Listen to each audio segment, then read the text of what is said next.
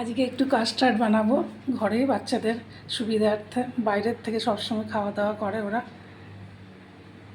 তো এই যে কাস্টার্ড পাউডার, এই ফ্রুটসও রয়েছে, দুধ, ড্রাই ফ্রুটস, এই দিয়ে দেখুন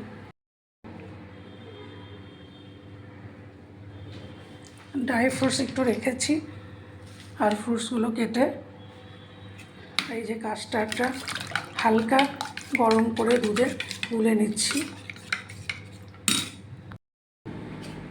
উষ্ণ দুধে কাস্টার্ডটা গুলে নিয়েছি, এই যে দিয়ে দিচ্ছি।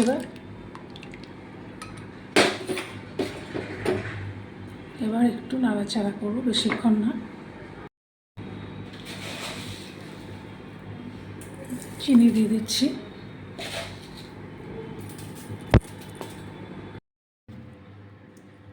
কাস্টার্ডটা হয়ে গেছে, এবার একটু ফ্রিজে রেখে দেবো। রেখে দিয়ে বার করে একটু ঠান্ডা হয়ে গেলে বার করে নিয়ে সার্ভ করবো। এই দেখুন, সবথেকে ইজি মেথড, বাচ্চাদের ঘরে করে খাওয়ানো খুবই ভালো। বাইরের খাবার খাবে সব দিন, মাঝে মাঝে করে দিলে ভালো লাগে। এই দেখুন, ফ্রিজ থেকে বার করে নিয়ে এসেছি, এবারে বাটিতে সার্ভ করব।